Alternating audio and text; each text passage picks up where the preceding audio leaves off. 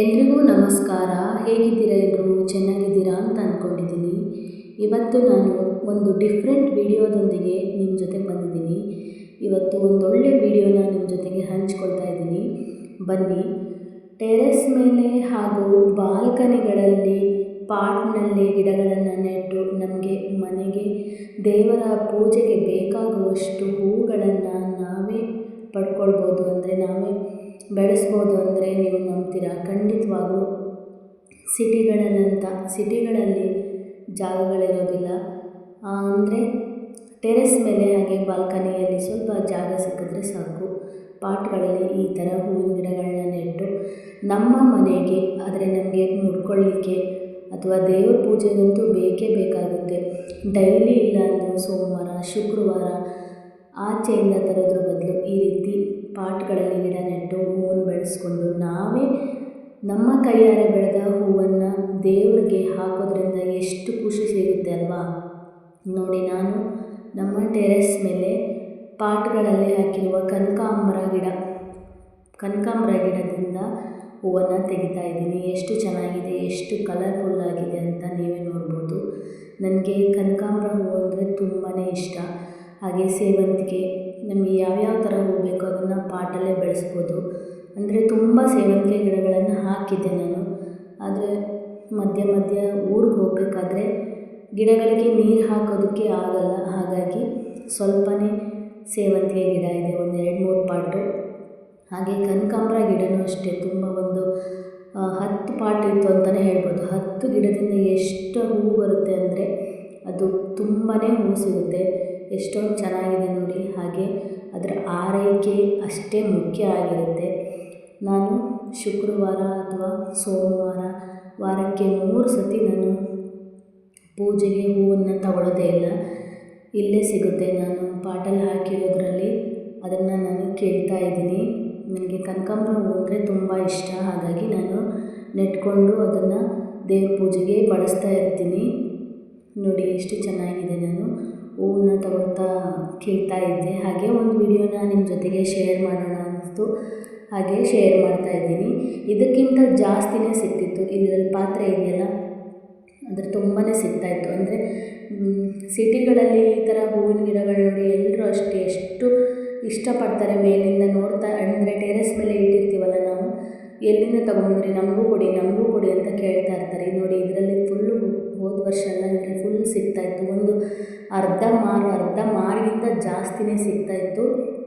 ಅಂದರೆ ನಾವು ಒಳಗಡೆ ಇರುವಾಗ ಕಳ್ಳತನನೇ ಮಾಡಿಬಿಡ್ತಾರೆ, ಪಾಟ್ನೇ ಕಳ್ಳತನ ಮಾಡಿದ್ದಾರೆ ತುಂಬ. ಇವಾಗ ಒಂದು 5 ಪಾಟ್ ಉಳಿದಿದೆ. ನಾವು ಊರಿಗೆ ಹೋದವಾಗ ಹಾಗೆ ನೋಡ್ಕೊಳ್ಳೋರು ಇರೋದಿಲ್ಲ ಅಲ್ವ, ಆವಾಗ ಕಳ್ಳತನ ಮಾಡಿಬಿಡ್ತಾರೆ. ಇದು ಸೇವಂತಿಗೆ ಗಿಡ ನೋಡಿ. ಸೇವಂತಿಗೆ ಗಿಡ ಹೂವು ಬಿಟ್ಟು ಎಲ್ಲ ಖಾಲಿ ಆಗಿದೆ. ಅದು ಮತ್ತೆ ಅದನ್ನು ರೀಪಾಟ್ ಮಾಡಬೇಕು. ಹೀಗೆ ಆಲೋವೆರಾ ಇದು.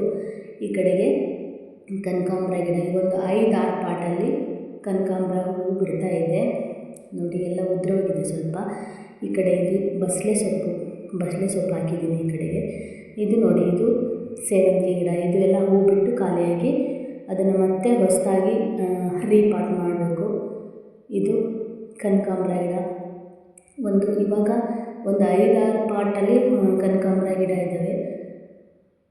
ಈಗ ಲಾಸ್ಟ್ ಅಂದರೆ ಹೂವು ಬಿಟ್ಟು ಖಾಲಿ ಆಗ್ತಾ ಇದೆ ನೋಡಿ. ಈ ಕಡೆ ಇದು ಕೊಂಡೆ ಇದೆ ನೋಡಿ, ಇದು ಹೂವು ಬಿಟ್ಟು ಅದೆಲ್ಲ ಹಣ್ಣಾಗಿಬಿಟ್ಟಿದೆ. ಆ ಥರ ಆಗಿದೆ. ಅದನ್ನೆಲ್ಲ ಕಿತ್ತು ಹಾಕಬೇಕು. ಅದಾಗಿ ಉದುರಿ ಹೋಗುತ್ತೆ. ಬೇಕಂದರೆ ಗಿಡ ಎಲ್ಲ ಅದನ್ನು ಕಿತ್ತು ಹಾಕಿದರೆ ಮತ್ತೆ ಚಿಗುರು ಬರುತ್ತೆ ಅಲ್ಲೇ. ಇವಾಗ ಲಾಸ್ಟ್ ಬೇಸಿಗೆ ಮುಗಿತಾ ಬಂತಲ್ಲ, ಹಾಗಾಗಿ ಇದು ಹೂವೆಲ್ಲ ಖಾಲಿ ಆಗ್ತಾ ಇದೆ. ನನಗೆ ಎಷ್ಟು ಹೂವು ಸಿಗುತ್ತೆ ಅಂದರೆ ತುಂಬ ಖುಷಿಯಾಗುತ್ತೆ. ನಾವೇ ನಮ್ಮ ಕೈಯಾರೆ ಹೂವಿನ ಗಿಡಗಳನ್ನ ಬೆಳೆಸಿ ದೇವರಿಗೆ ಹಾಕೋದ್ರಲ್ಲಿ ತುಂಬ ಖುಷಿ ಇರುತ್ತೆ. ಮಾರ್ಕೆಟಲ್ಲೂ ಸಿಗುತ್ತೆ. ತುಂಬ ಕನಕಾಂಬರಕ್ಕಂತೂ ತುಂಬ ಕಾಸ್ಟ್ಲಿ. ಇದು ನೋಡಿ, ಪಾಟಲ್ಲೇ ಹುಟ್ಟಿದೆ, ಗೋಣಿ ಸೊಪ್ಪು ಅಂತ ಹೇಳ್ತೀವಿ. ಇದು ಪಲ್ಯ ಸಹ ಮಾಡ್ತೀವಿ. ನಮ್ಮ ಕಡೆ ಪಲ್ಯ ತುಂಬ ಚೆನ್ನಾಗಿರುತ್ತೆ. ತುಂಬ ಚಿಗುರಿರುವಾಗ ಅದು ಬೀಜ ಬರುತ್ತೆ. ಅದಕ್ಕಿಂತ ಮುಂಚೆನೇ ನಾವು ಪಲ್ಯ ಮಾಡಿದ್ರೆ ತುಂಬ ಚೆನ್ನಾಗಿರುತ್ತೆ. ಗೋಣಿ ಸೊಪ್ಪು ಅಂತ ಹೇಳ್ತೀವಿ ನೋಡಿ. ಪಾಟು ಅಂದರೆ ಗಿಡ ನೆಟ್ಬಿಟ್ರೆ ಸಾಲಲ್ಲ, ಅದಕ್ಕೆ ಏನಂದರೆ ಅದು ಆರೈಕೆಯೂ ಅಷ್ಟೇ ತುಂಬ ಚೆನ್ನಾಗಿ ಮಾಡಬೇಕಾಗುತ್ತೆ.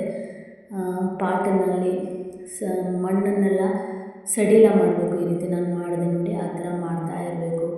ನೀರು, ಗೊಬ್ಬರ ಅಷ್ಟೇ ಚೆನ್ನಾಗಿ ಹಾಕಬೇಕು. ಈ ಗಿಡ ನೋಡಿ, ಈ ಕಡೆ ಒಂದು ಗಿಡ ಇದೆ, ಇದು ಹೂವು ಬಿಟ್ಟು ಸ್ವಲ್ಪ ಖಾಲಿ ಆಗಿದೆ, ಅಂದರೆ ಆಗ್ತಾ ಬಂದಿದೆ ಹೂವು.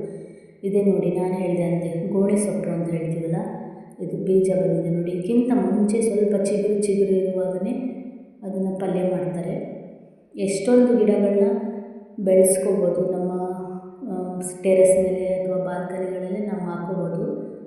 ಆಲೋವೆರಾ ಇದೆ, ತುಂಬ ಚೆನ್ನಾಗಿ ಹೂವು ಬಿಡುತ್ತೆ ಕನಕಾಂಬರ ಹೂವು. ಮಾರ್ಕೆಟ್ಗಳಲ್ಲಂತೂ ಹಬ್ಬ ಹರಿದಿನಗಳಲ್ಲಿ ಮಾರ್ಕೆಟಿಂದ ತರಕ್ಕೆ ಹೋದರೆ ಒಂದು ಮಾರಿಗೆ ತುಂಬ, ನಾನಂತೂ ಕನಕಾಂಬರ ಹೂವು ಪೂಜೆಗೆ ಯಾವತ್ತೂ ತಗೊಂಡಿಲ್ಲ. ತುಂಬ ಜಾಸ್ತಿನೇ ಇರುತ್ತೆ ಮಾರ್ಕೆಟಲ್ಲಿ, ನಿಮಗೆ ಗೊತ್ತಿರ್ಬೋದು. ಕನಕಾಂಬರ ಹೂವು ಯಾವುದೇ ಹೂವಾಗಿರ್ಬೋದು, ಸಿಟಿಗಳಲ್ಲಂತೂ ತುಂಬ ಜಾಸ್ತಿನೇ ಇರುತ್ತೆ.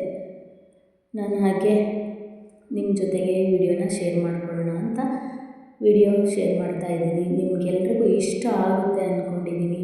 ಪ್ಲೀಸ್ ಇಷ್ಟ ಆದರೆ ನಮ್ಮ ಚಾನಲ್ಗೆ ಹೊಸಬ್ರೇನಾದರೂ ಆಗಿದರೆ ದಯವಿಟ್ಟು ಸಬ್ಸ್ಕ್ರೈಬ್ ಮಾಡ್ಕೊಳ್ಳಿ, ಹಾಗೆ ಲೈಕ್ ಕೊಡಿ, ಹೈಪ್ ಕೊಡೋದನ್ನು ಮರಿಬೇಡಿ. ಹಾಗೆ ಇಷ್ಟ ಆಗುತ್ತೆ ಅಂದರೆ ಕಮೆಂಟ್ ಮಾಡಿ. ನೋಡಿ, ನಾನು ನೀರು ಹಾಕ್ತಾಯಿದ್ದೀನಿ, ಇದೆಲ್ಲ ಕಳೆ ಇದೆ, ಕಳೆ ಎಲ್ಲ ಕಿತ್ಬಿಟ್ಟು ನೀರು ಹಾಕ್ತಾ ಅವಾಗ ಅದನ್ನು ಜೋಪಾನ ಮಾಡಿ ರಕ್ಷಣೆ ಮಾಡಿದ್ರೆ ನಮಗೆ ತುಂಬ ಚೆನ್ನಾಗಿ ಖಂಡಿತ ನಮಗೆ ಬೇಕಾಗುವಷ್ಟು ಹೂವು ಸಿಗುತ್ತೆ. ಆಮೇಲೆ ನಾನು ಇದನ್ನು ಹೇಗೆ ತಂದೆ, ಹೇಗೆ ಇದನ್ನು ಆರೈಕೆ ಮಾಡ್ತೀನಿ ಅಂತ ಒಂದು ನೆಕ್ಸ್ಟ್ ವಿಡಿಯೋನ ಹಂಚ್ಕೊಳ್ತೀನಿ. ನಾನು ಇದನ್ನು ಖಂಡಿತ ಊರಿಂದ ತೊಗೊಂಬಂದಿದ್ದು, ಇಲ್ಲೆಲ್ಲೂ ಇಲ್ಲ, ಊರಿಂದ ತೊಗೊಂಬಂದು ಹಾಕಿದ್ದು.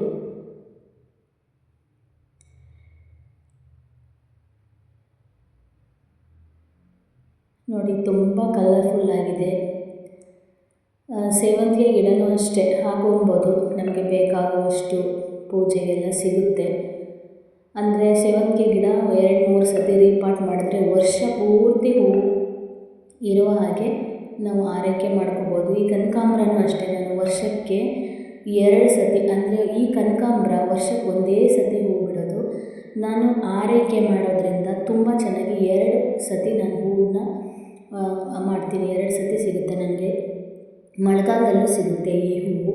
ಅದನ್ನು ಹೇಗೆ ಆರೈಕೆ ಮಾಡ್ತೀನಿ, ಹೇಗೆ ಅನ್ನೋದನ್ನು ನೆಕ್ಸ್ಟ್ ವಿಡಿಯೋದಲ್ಲಿ ನಿಮ್ಮ ಜೊತೆ ಖಂಡಿತ ಶೇರ್ ಮಾಡ್ಕೊಳ್ತೀನಿ. ಪ್ಲೀಸ್ ಎಲ್ರಿಗೂ ಈ ವಿಡಿಯೋ ಇಷ್ಟ ಆಗಿದೆ ಅಂದ್ಕೊಳ್ತೀನಿ. ಇಷ್ಟ ಆದರೆ ಒಂದು ಲೈಕ್ ಮಾಡಿ, ಶೇರ್ ಮಾಡಿ, ಕಮೆಂಟ್ ಮಾಡಿ. ಹಾಗೆ ಎಲ್ಲ ಪೂರ್ತಿ ವಿಡಿಯೋ ನೋಡಿದವ್ರಿಗೆ ಎಲ್ರಿಗೂ ಧನ್ಯವಾದಗಳು.